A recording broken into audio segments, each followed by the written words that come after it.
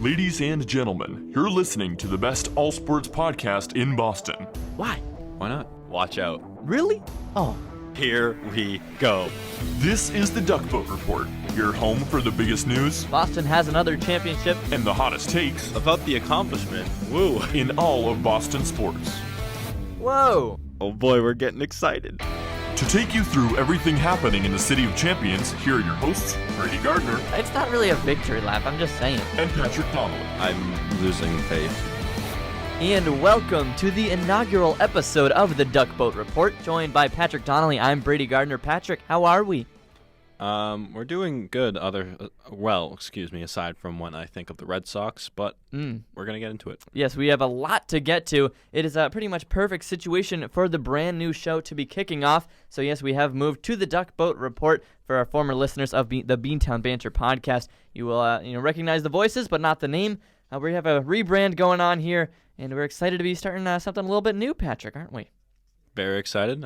Same place, same recording. You can find us in the same place. Easy. And I even have the same squeaky chair and table. Yeah, but that intro is phenomenal. It is. Isn't Maybe it can distract everybody from the squeaky chair and table. Hear That's that right. thing purr. Yes, alrighty. So let's get into some Boston sports news, and we'll have to start it off with the team that played last night to open their season, and that was the New England Patriots, who kicked off 2019 with a 33-3 stomping of the Pittsburgh Steelers down in Foxborough after unveiling the 2018 championship banner. They promptly got themselves to a 1-0 record, 1-0 record that is. Patrick, what was your reaction to the game? Well, I was expecting them to win. I wasn't expecting it to be that easy, but I did know it wasn't going to be pretty for the Steelers. I didn't think it would be a 30-point margin. I knew it'd be that easy. It's a sacrificial lamb game. Well, I didn't think it'd be a 30-point margin. Yeah. I thought they'd have a lot more difficulty with James Conner and Juju, but evidently, Nope. It just shows that Ben Roethlisberger is old and decrepit and can't play football anymore. He wasn't terrible. Well, I thought he was fine. Well, he was They had bigger fine problems. considering. Bigger problems. Dante Moncrief. Oof. Yeah, we can get into that, but take it away. Well, we can go through the game here. Patriots, after sputtering a little bit to begin, got on the board through a Josh Gordon touchdown, 20 yards on the pass from Tom Brady, and a play that you were pretty happy with, Patrick. Yeah, I love Josh Gordon. It's been well documented on this podcast, or past podcasts, right. on Beantown Banter. Similar you can program. find it. It's banking in the SoundCloud. Yes. I think he is a top talent. Sure. Top wide receiver talent-wise. Yeah. I think you'll be hard-pressed to find anyone on the Patriots who's really better than him. No. As far as talent goes. I mean, now you bring in Antonio Brown. But I think he is invaluable to this team. Of course. You seem to be of a different mindset. No, Yes, you I've are. never said that. I'm just saying No, can't you've bank always, on him. You've always undersold him. But you saw the press conference last night. He looks like a new man. We've said this so many times. But yes, we haven't, though. on the field, we knew he would be a flight risk last season. you can't complain with him on the field. He's, getting through tacklers. He's catching it in traffic. Took a hit on a hospital ball from Tom Brady in the third quarter. He was making the plays, and you're certainly glad to have him when he's on the field, but you just got to worry a little bit about how long he'll actually be there. That's it. I don't think there's much else to say. I live for watching him play football. Wow. You're just that big a fan. Yes. Go out and get the jersey right now. Oh, I might. Oh, gosh. DHgate. Yeah, great. And What'd it do? Yeah, that's a great place to buy some jerseys. No free promos, though. So we'll No move free on. ads. Second quarter was really where the Patriots took it away. Steven Gostkowski field goal. Philip Dorsett on a 25-yard pass from Brady. Gostkowski hit another field goal. But yeah, the highlight of the quarter was that pass. A dime up the seam from Tom Brady, and not much for Dorsett to do. But still enough to make Patrick here pretty happy with that wide receiver as well. Was that the one into triple coverage that Philip Dorsett just made a perfect catch and run on? He was kind of already in the end zone at that point. True. Perfect catch, though. Perfect throw. Yeah. Well, it was a great play. It was. And Philip Dorsett was exactly where he needed to be. Exactly. He's in the Tom Brady circle of trust. He knows where to be, and he showed it. Well, clearly, he's moved his way into the Bill Belichick circle of trust because that was our issue last year. Yeah. Bill just didn't seem to trust him. Speaking of trust, Josh Gordon was on the field for every snap. Yeah, and did you see, I think it was Gordon's touchdown in the first quarter last night? I think it was the first quarter. Yeah. Where he had that huge truck going into the end zone, and you're like, wow, he looks like a tight end here. Yeah. And we're sitting here going, the Patriots only have one tight end rostered. Oh my gosh. And I thought we were gonna escape the Josh Gordon talk before even mentioning that he was gonna be a potential tight end. no, I think that's No. crazy talk. No. I think that's crazy talk.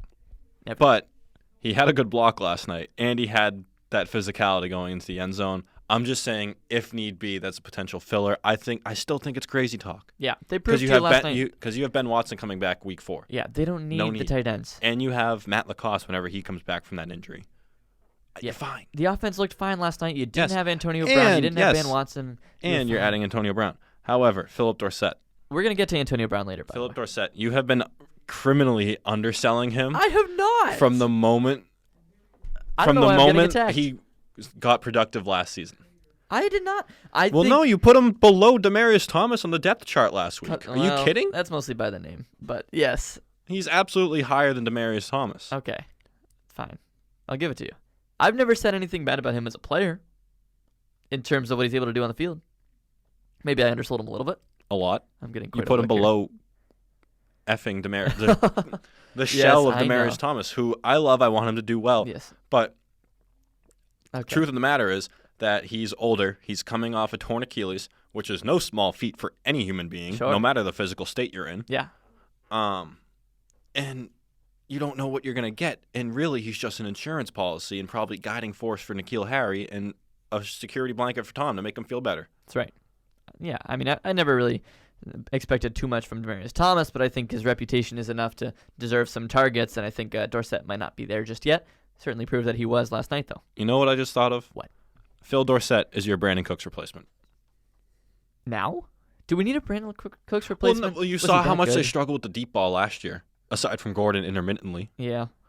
Well, And Cooks, not only does Dorsett fit the stature, he has the speed. He ran the highest 40 in his class. It was like a 4.3, something like that. It was crazy. yeah, last night's deep balls weren't exactly, as much about Tom Brady and the receivers as it was kind of just blown coverages, but Well, I mean, yeah, that one quick Dorsett guy. was into triple coverage. yeah, and so his touchdown catch in the third quarter after the Steelers finally got on the board with a field goal, it was a 58-yard bomb from Tom Brady where he split the safeties, went right up the middle, and then had the catch coming right over his head, and that's like the hardest deep ball to catch, in all my football experience, Patrick.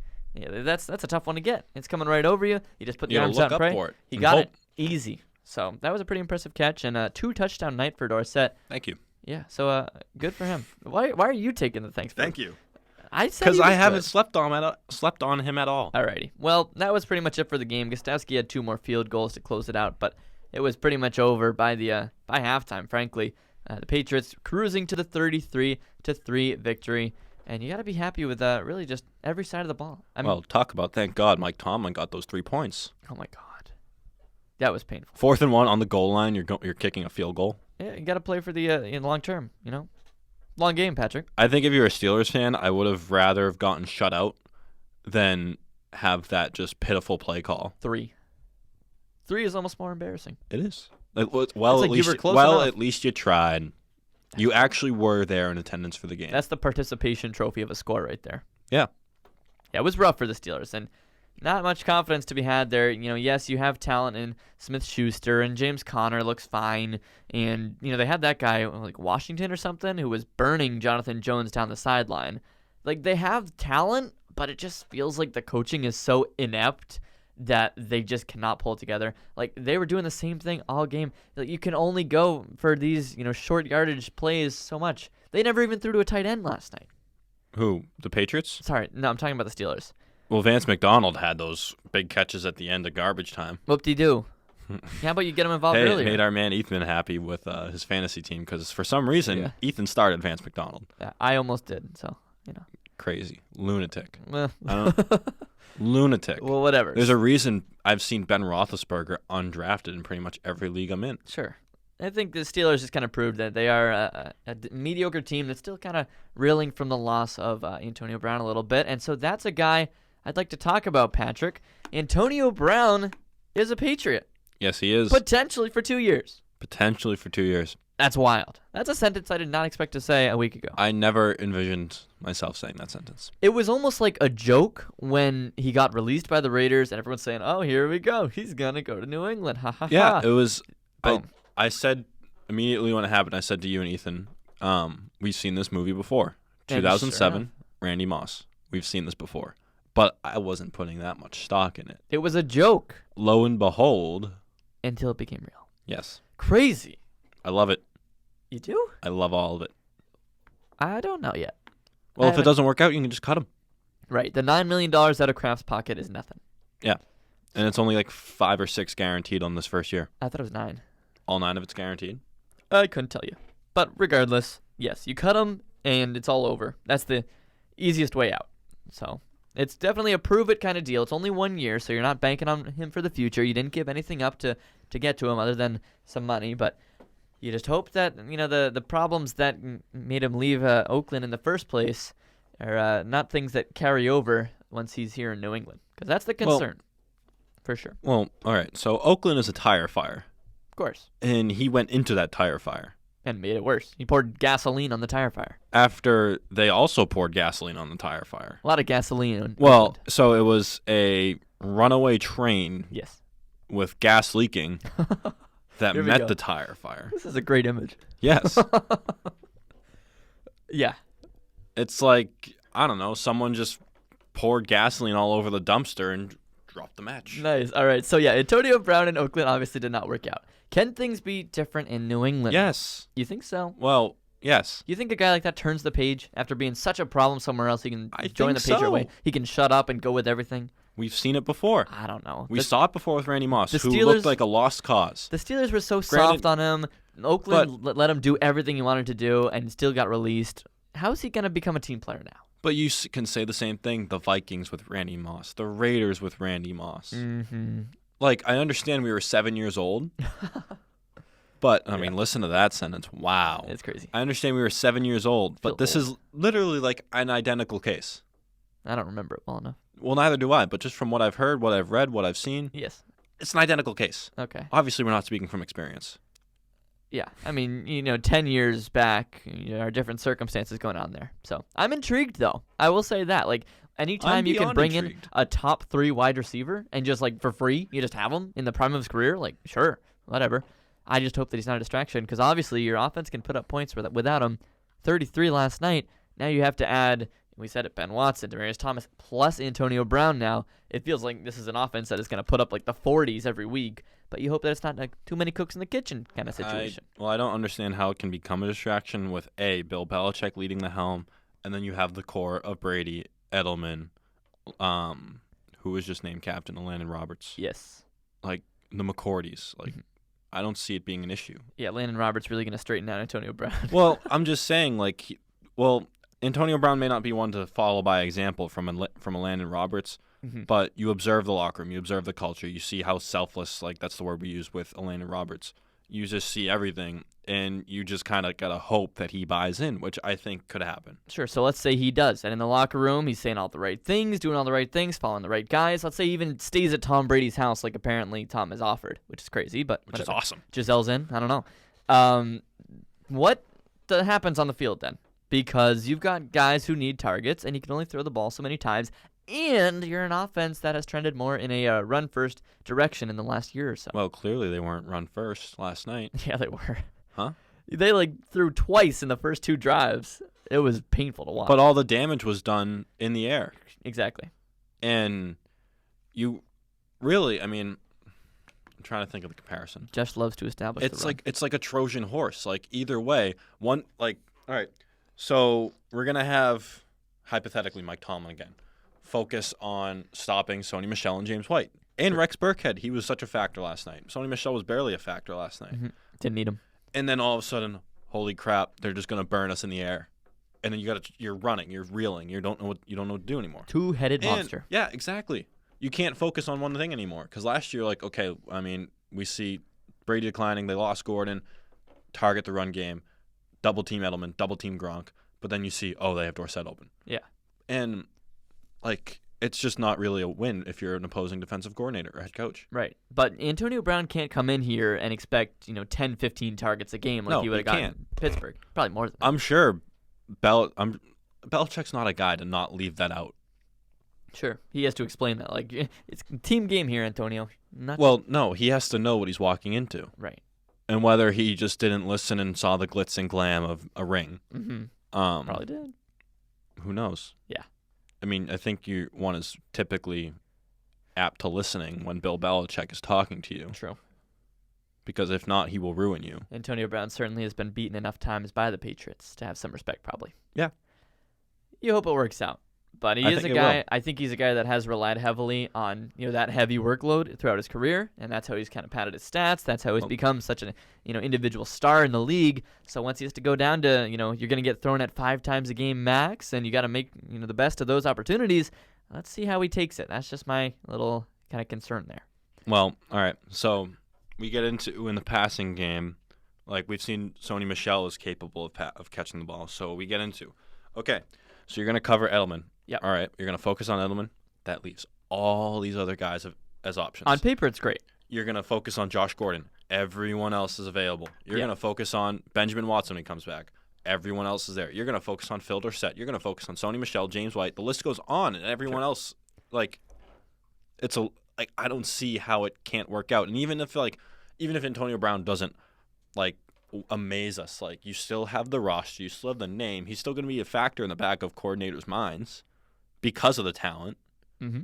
I don't see it. I just don't see it I don't see it blowing up catastrophically. Yeah, well, I do think that's the mindset of much of Patriots Nation right now. I think the Pats really can't go wrong. It feels like they did have kind of the one negative thing last night. Marcus Cannon going down with an injury and kind of garbage time, which was like, what are we doing? Still playing some of these guys that we really need.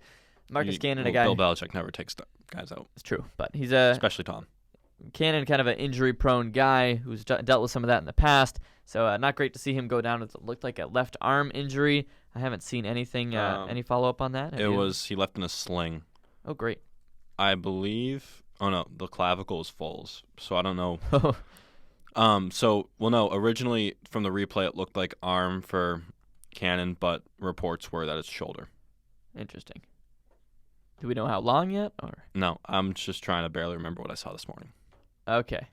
Huh. Well, it's a little sketchy there because we know that the offensive line depth hasn't been incredible as of late. Obviously, they lost David Andrews early on. Ted Karras, by the way. Snaps look. Oh, boy. Shotgun snaps need to get going. Yeah. Come on, Ted. Just floating back there. Tom's 42, but he can catch the ball. Come on. Shotgun snaps were just like feathers. He feathered him in there. But you know what? Let's go. Chop, chop. No fumbles on the snaps, and the Steelers did have one, so they still won the battle there. But how about offsides, all the linemen except the center? Oh, God. How iconic is that? That's a classic, too, yeah. All right. Any other Patriots thoughts at the moment? Well, to make room for Antonio Brown, Gunnar Olszewski survives. He deserves it. Obi Melifonwu, I think, gets cut. Melifonwu gets whatever cut. It is. Yeah, I like Gunnar, but he is an injury waiting to happen. How? You watch him receive a punt, and first he barely ever fair catches. So he's running through guys that are 2 yards away by the time he catches it. And then he always goes for the dive after. It reminds me of a young Julian Edelman where he's just always trying to pick up the extra 3 yards. But he's always just throwing his head into it and then landing in the most awkward way possible. And then he jumps right back up and jogs to the sideline. When does this guy knock it up? It's great to watch and it's awesome. I'm sure the team loves it because he's getting those extra yards.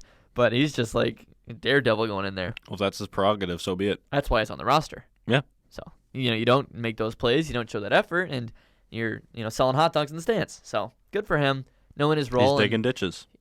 He was digging ditches. He was. Yes. I get that reference now. Didn't last time. The world needs ditch diggers, too. I got it now. So. Well, no, he literally was digging a ditch I know. when he got his workout call. Yes. So good to see him sticking around. I think this team has struggled with their punt returners in the past. Cyrus Jones. Whew. So it's good to see him doing a pretty good job there through 1 week. Also, Jake Bailey, the rookie in his first actual game.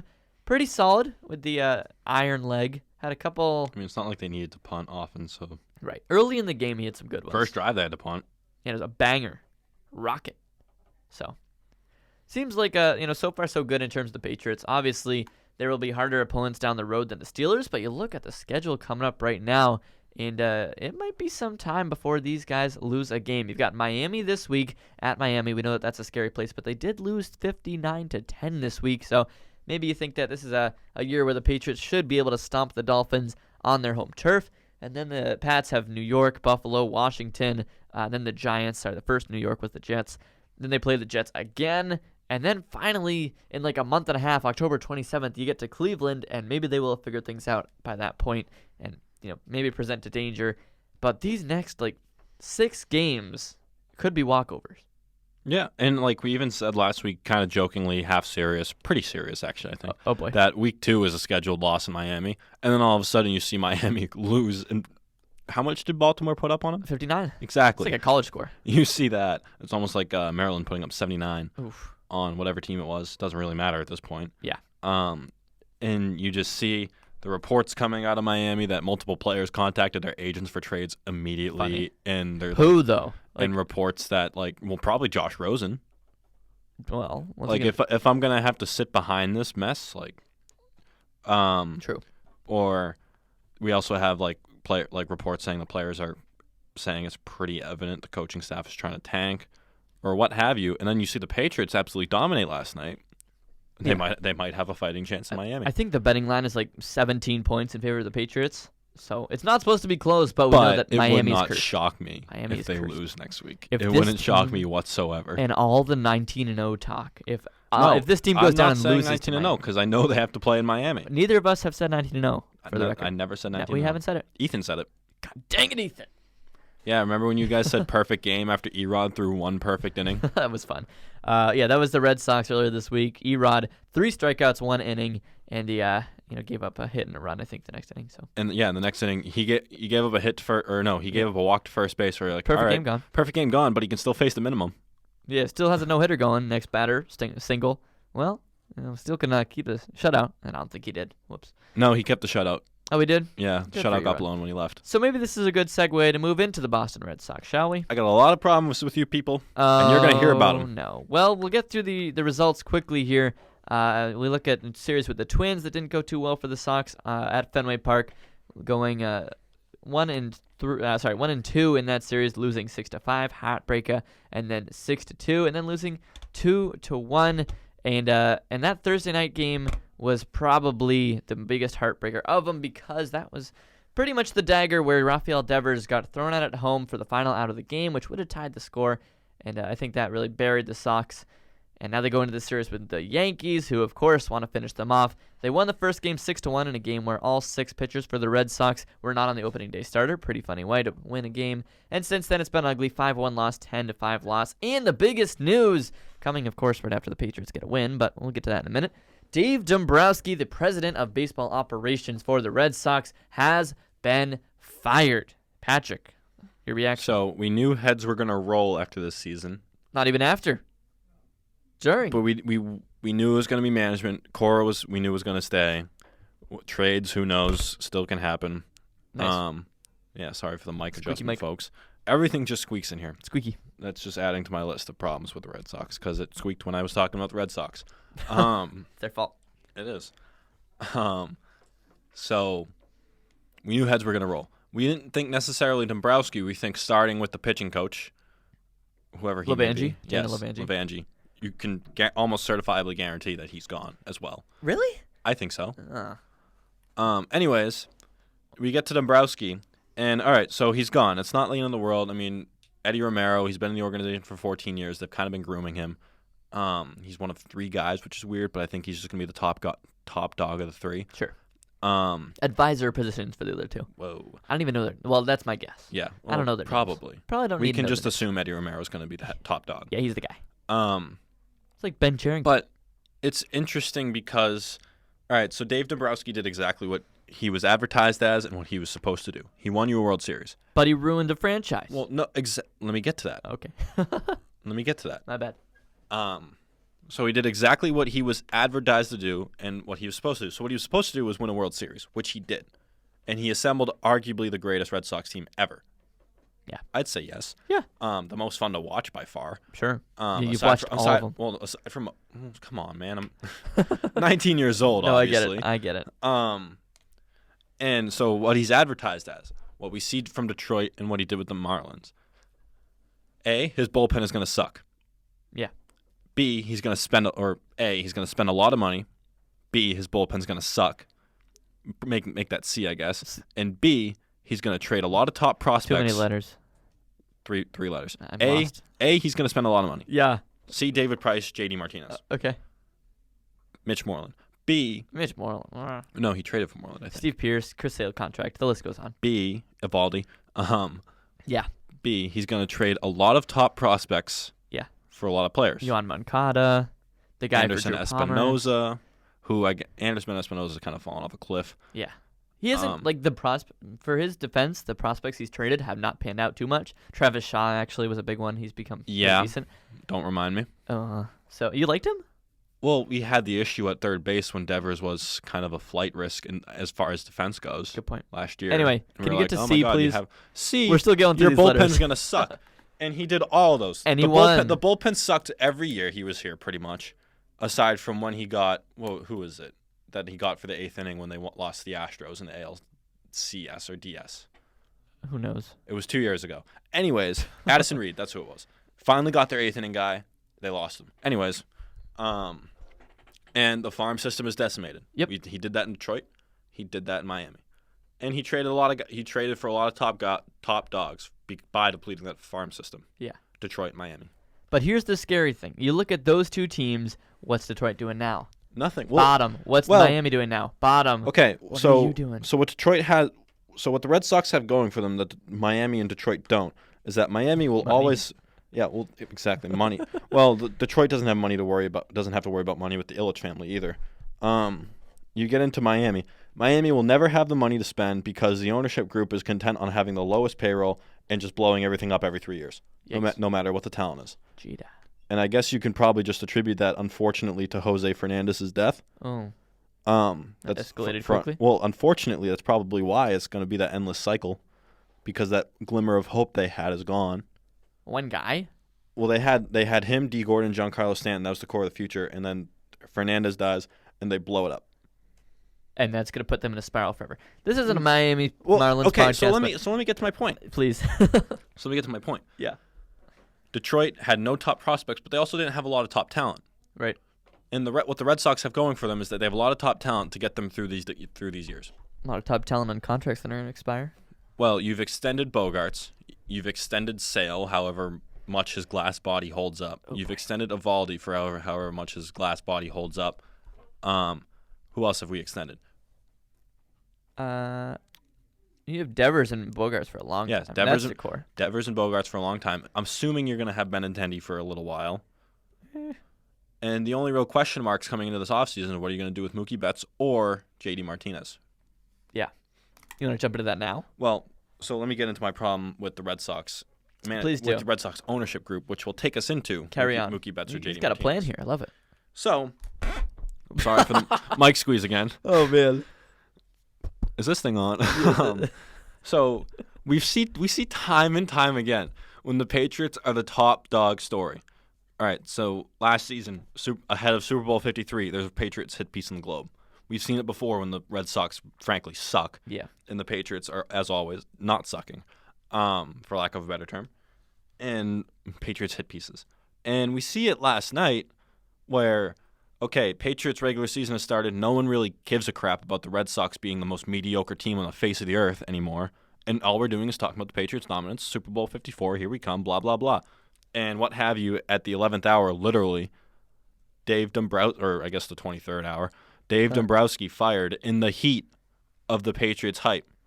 And so you get to it. So I guess this is more of a case rather than stealing the spotlight, it's more of burying the lead, but it's also a little bit of both. It's like burying the league when the Bruins fired Claude before the Patriots parade. Yeah. Another Boston sports franchise, again, being cowards. And so you get into them stealing the spotlight. Again, this is taking attention away from the Patriots because the Globe needs the Red Sox. The Red Sox need the Globe. And then you get into where today they don't even have a press conference for it. That's my bigger problem. They don't even get a press conference. They bury the lead. They do this again. And then they don't have a press conference, and I think which is mind-boggling. Well, that tells you, I think, that it's ugly. That Dombrowski didn't go out happily, that things are kind of a mess over there. Well, because he probably didn't hear from ownership themselves. He probably heard it. Because apparently there were just whisperings going through Fenway Park throughout the game last night. Did they just tell every beat reporter in the stands, any person with a Twitter following? You show them your ticket and they say, hey, the GM's gone. Yeah, so he probably found out either scrolling through Twitter or from hearing someone talk about it. Yeah. So that's not a great look, and that's probably why they haven't really said too much about it other than it happened. Exactly. And the fact that you're not having a press conference in the near future is just embarrassing. Yes. After you already buried the lead. Right. And did your same old song and dance with the Patriots' success and your futility. The whole thing isn't pretty for the Sox, but I feel like there was no way to save this. Like this No, there was a happen. way to save it. Bad Do it timing. in the offseason. Sure, it's bad timing. At least you're turning the page early. Maybe that's have positive. half a month to go. You might as well just wait it out. What's he going to do? Well, Romero can get in and talk to the players while they're all together and whatever. I don't know. But why keep around Dombrowski? Like, what's he still doing? Why would we just do conventional wisdom? Huh? Well, conventionally speaking, you would just wait till the end of the season. Sure, but why? Like, why? Well, you can just say why for right now. Well, I just explained. Well, you did, and I just explained right now where there's really no point. There's really no point. It's gonna happen either way. So do it now. Well, no, it's pointless either way. I know. Dombrowski doesn't present any value if you know you're gonna fire him. Like, why keep him in a position? So, but there's no more trade deadline. There's no more free agency. Just everything is in freeze pretty much. Yes. You're not making the playoffs. I don't like. What's the point? Just funny timing, that's for sure. But I'm excited to see the future. Impeccable timing. Impeccable. From what I've heard on this Romero guy, I think he'll be decent. I think so too. I just hope that he won't spend his entire time cleaning up the mess of the guy before him. Well, he's going to have to as far as the farm system goes. I hope it doesn't take him that long, though. That's the thing. I hope the team can turn it around next year, so at least he'll have a good professional product, and then maybe he can build the farm system under that without trying to, save the professional team while trying to build the farm team, because that's when it gets ugly. I don't know. Here's the concerning part, which brings me into my point on ownership and payroll. Oh, gosh.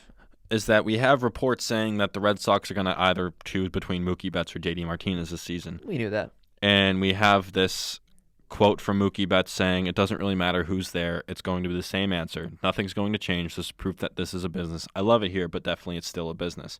And then we also have this blurb, if I can find it. Where did I see it on Twitter? Pretty much saying that the Red Sox are going to try and balance this thing where they're going to try and put a good on-field product together and with a payroll below the luxury tax. Yeah, right. And they're going to try and be super. Here it is. So, quote. From who? I don't know where the article came from. Attribution. The Red Sox are attempting to thread the needle, parting ways with elite players to maintain what they consider a manageable and sustainable payroll as well as a championship aspiration. Sounds like playing with fire. No way that is going to happen. Not in this No league. way. Nope. You don't have. I don't know how to say it. Say you lose Mookie Betts. So I guess JD Martinez playing the field, you're still going to have his production. Who steps into DH? Devers? No. Are you going to have Bobby Dahlbach play third base?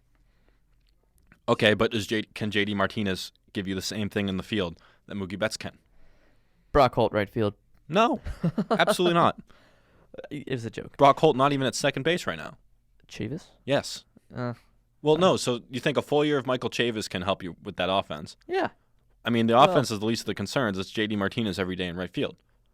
So you're just assuming Betts is out the door now. That's assuming they pick him over JD Martinez. One of those two is gonna go for the payroll. Yeah. Who do you pick? You personally. Ooh, silence. Every part of me wants to say Mookie Betts, but I don't think I just think the way the negotiations have gone. Yeah. That everyone's mouth is soured. For sure. And so I think it's gonna have to be JD. I agree. And I'm happy with that. But here's my thing with Betts is he's younger, a better fielder, and is arguably better on offense. Yeah, but he's going to cost you double. Also true. So that's the thing, because he's not going to budge now after the way negotiations we think have gone. Yeah. And neither the Red Sox after the way negotiations we think have gone. So we give Mookie Betts Mike Trout money, and then what do we do with the pitching? And, exactly. So Mookie Betts is going to have to be the sacrificial lamb. Fine with me. Well, it's a double-edged sword. For sure. You lose the quality, but you get some money back. If you trade him this offseason, you probably get some prospects, maybe a young pitcher. Exactly. Please. I think so. That's how Eddie Romero can replenish his farm system. We'll see if he has the so-called cojones to do that, though. If his first, action as general manager is to trade the best player on the team, that'd be insane. I'd love it. However, just a little bit of something. We get into my issue with John Henry and payroll. How many issues do you have? Well, this is the last one. Holy cow! That leads me into my next point this team. of John Henry and payroll. Please. I don't like to be the 2 to 6 sky is falling guy, but the Red Sox, I like, ugh. Ugh. Okay. Great audio Like, there. So we talk about John Henry and payroll. Yes. You currently have the highest payroll in the league. The luxury tax for some reason is the boogeyman. Yeah, and you can pay it, so who cares? Yeah. Yes. You're welcome. Exactly. We've said this You before. have a net worth of $2.7 billion. You're fine. What is the matter? Yeah, Leicester City needs a new stadium, so. Sorry, Leicester City. Liverpool, my gosh. You're going to rake in millions, maybe billions from the Red Sox. Yep. You're going to rake in millions, billions from Liverpool. Pay the thing. You're going to rake in millions from Nesson. You're going to rake in probably a couple 100,000 from the Globe. Oh, wow. He says this as he prepares to go into the journalism field. That's wonderful. No, that's a dig at the print, at the journalism I know. business economy-wise. But you're going to make good money from the Globe. And mine was a dig at your career choice. Well, yeah. Okay. Also, yeah.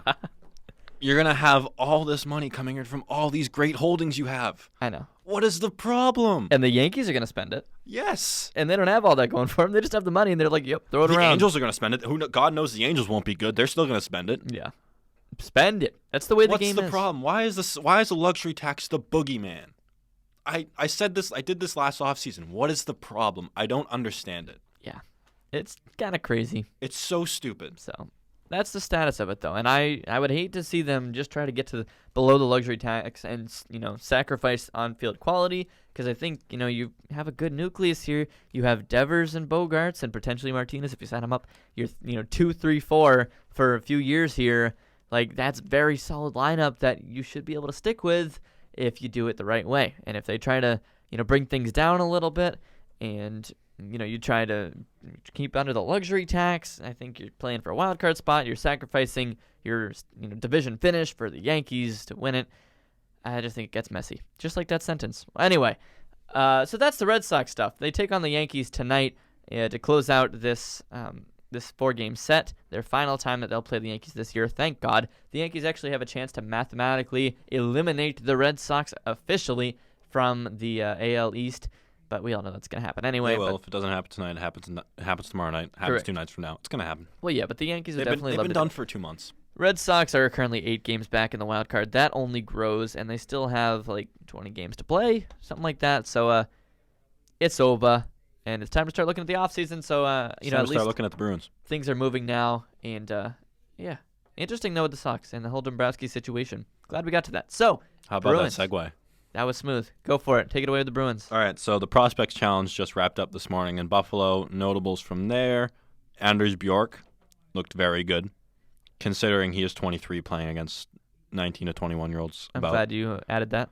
Well, he was impressive. You can't knock it. I mean... And he also played with Cam Hughes, Cam Hughes was on his left. No. I don't know. Cam Hughes, I think. Yes, Cam Hughes. There's too many Hugheses in the NHL world. There really is. Some are related, some are not. Yes.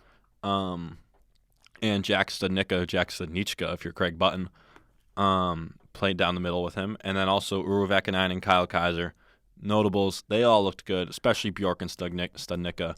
Even Oscar Steen looked good. And whoa. Wow. We got an emergency SOS going on here. Wow. That was fun for a second. Wow. Sorry. My bad. Continue. Oscar Steen. Great player. Great audio. My bad. This is exciting. What happened there? Well, when you hold down the button for too long, it does an emergency SOS. Jeez. And it's like if you're, choking on something, you just do that, and then someone can hear And it. you do all the hand like motions. all the people in the classroom next door, they can all hear it, so that's cool. Wow. They can probably all hear us rant and raving about Boston sports, too. Oscar Steen, please keep talking. Okay. Well, Oscar Steen, we know, also good. I mean, it's hard to just go through all these guys and also save time because we're penny pinching on time, like John Henry's penny pinching on the payroll. Smooth. Wow, there goes my pen. But Dante Hanoun. Dante Hanoun. You mean so Danton Heinen with a fake mustache and a trench coat? Killing it. He had a goal this morning. He's petite. I didn't realize how small he was. I don't know the exact numbers. I think he's 5'8". He was bulldozing kids this morning. Yeah. Wow. I'm excited for Dante Hanoun. I'm here for it. If he ends up in Providence, I'll be pleased. I don't think he has much of a future. No. If we're being honest, from the small sample size, also the fact that we've never heard of him and he went undrafted and blah, blah, blah. Right. But you never know. But now we get into the real news. Right. Where we talk about McAvoy and Carlo. Last two shows been, no real news, just kind of still waiting here like always. Today, Zach Werenski of the Columbus Blue Jackets signs for 3 years, $15 million, a total average annual value of $5 million per year. And how does this affect Charlie McAvoy, you ask? Well, How does this affect Charlie McAvoy? thank you for asking. Oh. Well, Zach Werenski is a comparable restricted free agent for Charlie McAvoy. How old? He's 22. And Charlie Charlie? McAvoy's 21. Brandon Carlo's 22. Huh. So you look at the term of that deal, and you say, okay, so Zach Werenski's 22. This is going to run out 1 year before he's a restricted free agent. And then you look at the base salary of this deal. So year one, it's $4 million. Year two, it's $4 million. Year three, which is the most important one, is $7 million.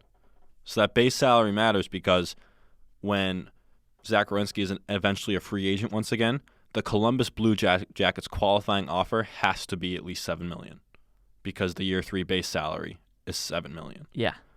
So you get into what that means for Charlie McAvoy is, A, this is a comparable bridge deal that you definitely can see him signing. And if the base salary is the so important one when you talk about when he's a restricted free agent once again, because I believe next year he can get offer sheeted. The year next he has arbitration rights. And then when that runs out, if he signs a 3-year bridge deal, he's going to have offer sheet ability, or offer sheet teams can offer sheet him, and he's arbitration rights, which is obviously not great for the Bruins. And so you get into this question of, all right, once again, long-term or bridge deal. And if we talk about the Drew Doughty comp, which is what McAvoy tries to emulate and looks up to. So Drew Doughty on his second contract did the 7x7. Jeez. And lived up to that. And then we saw last summer cashed in for however many years, $11 million. So if you're Charlie McAvoy, you can take that route, but then you get into the Bruins side of things where nobody's making more than Patrice Bergeron. Huh. Which is dumb. Is it like an ethical thing? What are you trying to do here? I don't know. Pay the kid who's the future. However, he hasn't gotten through 2 full seasons. The injury concern is there if you lock him up long term. Anytime I mention the injury concern, you always say they're all fluky. Well, It's true. I'm talking about from the Bruins side of things. Okay, good. I mean, so this is Brandon Carlo thing where you can definitely, this ties into Brandon Carlo because you assume once the shoes start falling, they all fall. And we had reports from Bob McKenzie saying that Ivan Provorov, who is restricted free agent with the Flyers, elite defenseman, and Charlie McAvoy negotiations are expected to ramp up significantly in the coming days. Please. After this contract When drops. does training camp start? I don't know to be exact. Like next week? I believe it's this week. Or So can we get this done, weekend, please? this week. Can we get this guy on the ice, please? So there was this someone from an agent, I don't know whose agent, it was a report, said that we're going to, quote, we're going to try to do in the next 2 to 3 days what we have tried to do for 3 months. That's that's real comforting. And so, anyways, the nitty-gritty of it is the Zach Werenski deal is a comparable for Charlie McAvoy. It's slightly comparable for Brandon Carlo, obviously of lesser value, because Zach Werenski and Charlie McAvoy are obviously cornerstone defensemen. Brandon Carlo is the second tier, I would say, just below. That says like 1B. I really like Brandon Carlo. I think can be an extremely good number 3 defenseman on a team. So I wouldn't mind the bridge deal with McAvoy and maybe worry about paying him later. I think if you can lock Carlo up for a long time on a, you're not great just yet deal, I think that would be probably beneficial if he can pan out the way that it looks like he's going to. Because he has risen significantly. That's the thing. You might want to get Carlo done first. Please. Because you don't want Brandon Carlo to think, oh, geez, I'm getting McAvoy scraps. So then McAvoy's going to get Carlo scraps? Well, no. The thing with McAvoy is it's going to probably be cleared and laid out where, like, this, you're going to get paid on the next contract. Prove it to us right now. Right.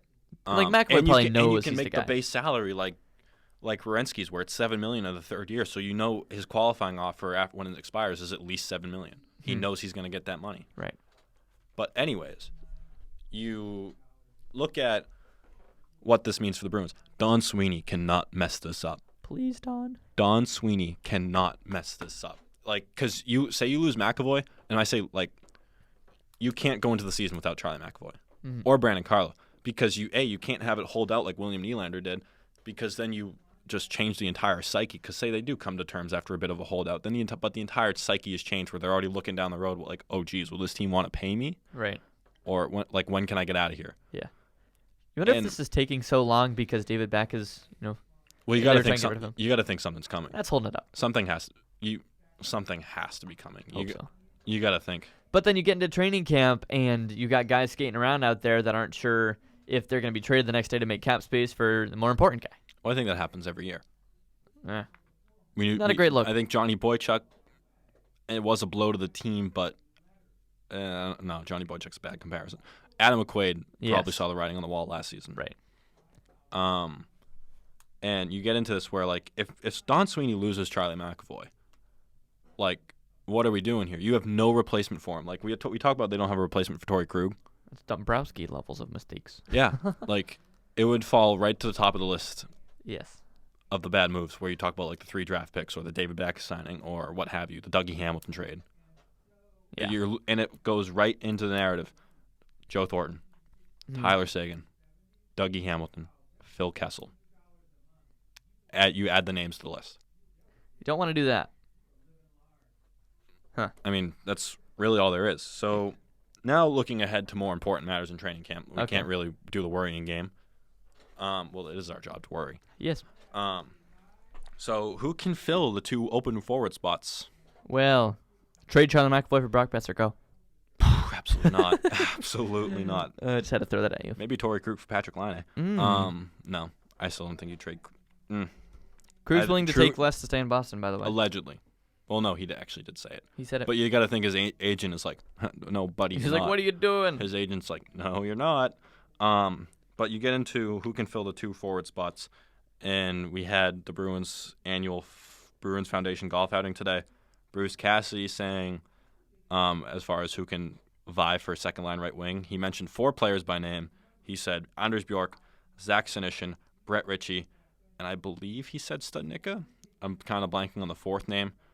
That's for the second line.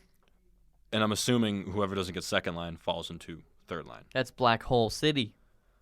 Not necessarily. I think so. Well, so I'm not necessarily writing in Sharpie that the open roster spot is second line right wing because we for sure know third line wing, whatever side it is, or even down the middle is open. There's 1 roster spot open on the third line.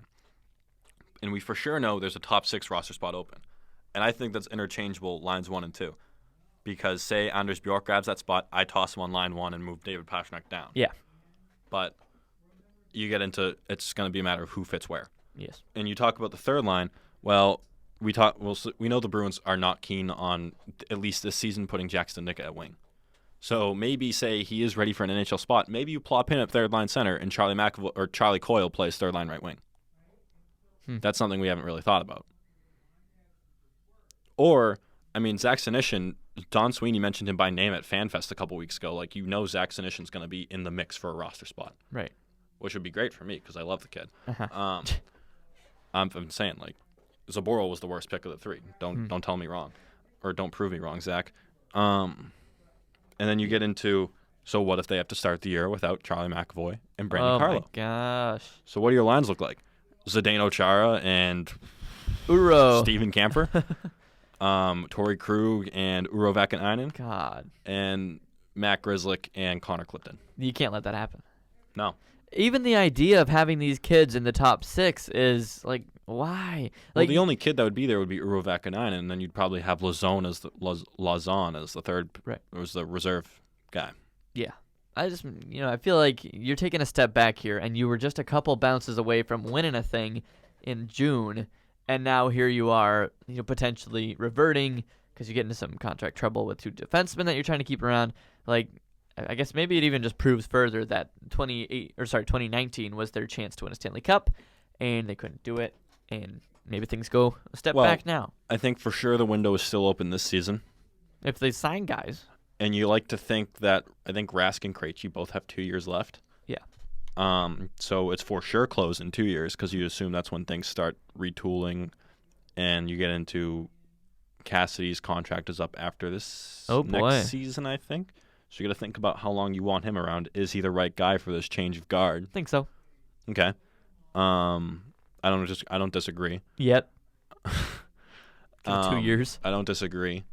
And you also get into, all right, so we as Bruins fans, and we cover the team, what have you, we are not prepared for the day that Patrice Bergeron dips. No. no one, not even the roster, is not prepared. Right. We're not prepared at all for the day Patrice Bergeron dips. So you got to think about that down the road. Sorry. Saying a lot of ums here. Nice. So we've pretty much exhausted all routes in the Bruins. I have 2 Celtics points. Okay, let's move on to Celtics. There's no, that was kind of exhausting. Thorough. That's okay. I kind of overtalked a little bit, which I tend to do with the Bruins. Yeah, it is what it is. Passionate. Yes, exactly. Love it. Biggest news of the day. McAvoy, Carlo, Werenski. Your But Celtics you get into the Celtics. So Celtics with Team USA. Kemba Walker, still doing well. Still doing what we expect. Starting point guard things. Top 10 point guard things. Jaylen Brown looks great. Let me just say that. He's looked great all tournament long. Yep. Jason Tatum obviously has looked solid. Had that little injury, has missed some time. I'm not worried about him. Marcus Smart. Marcus Smart. This morning, what a hustle play. It's a Tommy play. Saves the ball from going out of bounds, and they have it set up like the NCAA National Championship game where the court's lifted above everything else, so he has to jump the rope. Yeah. And then land like 10 or like 5 feet down. 10 feet. 10 feet's a stretch. He tumbles down into a trench. Like 4 feet down. Right. And you got to wonder if he doesn't mount that landing, something serious happens. Good to see these guys excelling, though. Yeah. Like, and especially Team USA wasn't even supposed to be here. They made the quarterfinals. They were not supposed to be there. Did they win? No, I think it's tomorrow. They made the quarterfinals this morning. Oh, so they did win today and yeah, round of 16 or something. And like they just weren't supposed to be there. And they're moving on. And then speaking of Jaylen Brown, as much as I love him, how much is my favorite Celtics? He's among my untouchables with Marcus Smart and Jason Tatum. You get into, I don't know exactly when the article came out. It was over the summer sometime, but it was going back to last preseason or last training camp, what have you. Yeah. Jaylen Brown asked Danny Ainge if Danny Ainge thought this as in 2018-19 Celtics that team was better than the 86 Celtics. Oh my gosh. Wow. That's rough. That just speaks to the internal expectations that they had for themselves. That speaks to the hype. They all bought into the hype. Yeah. Danny Ainge said like that kind of told him all he needed to know. Told him all he needed to know about the team. Jeez. And he's like, Jaylen Brown's so young. How can you like that's so naive of you? Oh man. Right, and that's kind of just the perfect microcosm of. It is. Yeah. If we weren't so hyped for this season and like the things they've done to make us excited, because they've done a phenomenal job of turning the page, bringing another starting. Absolutely. It's 10 out of 10 offseason for the Celtics because we're excited again after. How are you not excited? I think it's a 9 out of 10. You got Cantor, you got Walker, you got Taco Fall, who was at the Patriots game last night, by the way. Let's go. Insane human. Best human. They've given us every reason to believe again, which is ridiculous given the way that last year went. But yeah, that does just show you how awful things were. Anyway. So we have national news. Well, I'd like to do a quick Revs minute. Tough loss for the Revs, 2-1 at the hands of NYCFC, who now hold the number 1 spot in the Eastern Conference. Revs got on the board in the 2nd minute and then had a red card in the 9th for Antonio De La Mea, which was tough because I didn't think it was one. Thought it was just a yellow, but no, they gave him the straight red, so he was gone, and then they defended solidly until NYCFC got one back, and then a last-second penalty kick gave them the 2-1 win. So the Revs dropped some points, and that pushes them back to 7th in the East after holding on to a 6th spot for a while. Toronto FC has leapfrogged them, and so now, look out, but they're only 4 points from dropping down out of the playoff picture. Not great for a team that was looking at hosting a playoff game just a couple weeks ago. So not great at all. And you look they ahead, went from America's team to the Red Sox. Ooh, geez, there's so much Red Sox hate right now. They deserve it. Yeah. So they take on Orlando City FC in another game that is huge this upcoming week because Orlando City is the team that are currently out of the playoff picture by 2 points. So they need the points as desperately as anyone. So it'll be another big one for the Revs. They got a lot of big games right now. You just hope it doesn't burn them out. Anyway, that's the Revs news. National stuff. NFL, that's probably our biggest storyline. So anything that jumps out of the page for you? Well, how are our predictions looking? Your Ravens prediction looks amazing. My Browns prediction does not look hot. Yeah. 43-13. I don't want to hear it. Browns down to the Titans. I don't want to hear it. Titans. But never mind. All my Lamar Jackson takes are looking great. Yeah. 59-10. Yeah. Dolphins. RG3 even got in the mix and threw a touchdown. But at least the Dolphins got 10 points. Hey. 3 points for the Steelers. You tried. Was the tied for the worst, by the way. Can't believe we had to watch that garbage on Thursday night. Let me say. Yeah, so that was 10-3. Packers won it. That game in the Super Bowl, 2 of the more disappointing primetime games in a long time. Those were your last 2 games. Not Those great. the Super Bowl and Week 1. You're like, wow, is this what the NFL is now? And even we see like the Jets-Bills game and what have you. Yeah. Not a great overall product aside from the headlining games. Right. Well, you had some good ones in Chargers overcoming the Colts in overtime. The Eagles coming back from 20 points down to beat the Redskins. 2 results that probably should have happened, but took an interesting way of getting there. The Seahawks outlasted the Bengals. You had the Rams beating the Panthers 30-27. You had some good games in there, but some not so good ones. But you also had a tie in Week 1. 27-27 Lions and Cardinals. Why would Cliff Kingsbury punt the ball there? I'm sorry, Cliff. This isn't college. I didn't see it. It was about a minute and a half left. It's 4th and 7, I believe. Cliff Kingsbury punts. Yeah, not great. Like, are you kidding? You're guaranteeing a tie there. Yeah. Which is just so stupid. Yeah, so if you're a Cardinals fan there going to that game because it was out in Phoenix or wherever, like you probably at this point you'd rather take the loss. Yeah. Like a tie is just especially with how terrible the first half was, and then Kyler Murray goes on this incredible run in the second half, and then you punt. Right. But anyways. Kyler Murray over 300 yards and 2 touchdowns in his first game. But Not also too bad. 52 throws. Yeah. Tonight you have the Texans and Saints and the Broncos and Raiders. It'll be interesting, the Raiders, how they deal with all the drama that's been around them. Texans Saints will be a good game. That will be a Broncos Raiders is just going to be which team sucks more. It's a good thing that's at 10:20 because we won't be watching it. Correct. And then I have a stat for you. Please. Jamison Crowder. Oh. Our league is PPR, correct? Yes. So Jamison Crowder probably had a solid Sunday. He'd like 10 points. Well, 99 yards. So what happened is, he had 99 yards. However, that's on 14 receptions. Woo. So The Jets. So 14 receptions under 100 yards. He's the first player ever to have 14 receptions in less than 100 yards. Really? In 100 seasons. Wow. You think someone would have had that mediocre day at the office once before. It's quite a stat. Who's that stat from? Rappaport. Okay. Crazy. Interesting. The Jets. That is interesting. It's such a Jets thing. It is. And then you get into, you mentioned the Colts, Marlon Mack's interception. Did you see that? Nope. Oh, you got to do yourself a favor and look it up. I will. He's coming across the end zone. Phillip Rivers throwing a peach. Marlon Mack comes off the screen, one-handed midair, just one-handed. He's good. And crazy, and brings it back out. I don't know how far he got out, and then Nick Foles. It's sad. Broken clavicle. What is a clavicle? Shoulder? Collarbone. Oh, jeez. At Anders Bjork. Yeah, it's tough. Play the Price is Right, losing horn, what have you. That's just tough to see. I wanted to see Nick Foles do well, but the Jaguars did trade for Josh Dobbs today. Ooh. 5th round pick, 2020, for Josh Dobbs. Okay. Experiment. Who got plenty of interest this offseason, reportedly. Huh. So the Steelers are down to Ben Roethlisberger and Mason Rudolph. Perfect. My last thought, really, of the day was the Patriots banner ceremony yesterday. I was lucky enough to be there. The 3rd banner ceremony that I've been in attendance of in my life. Pretty cool. Not many people can say that, I guess. New England fans have it pretty good. Humble brag. It was a little bit tough, though, because during the entire ceremony, the speakers weren't working in the entire east side of the stadium. So no audio. You see the band, they're going crazy, and there's the fireworks, and there's the show on that big white tarp they had on the field. You couldn't and everything's no. You couldn't hear anything? Audio. Nothing.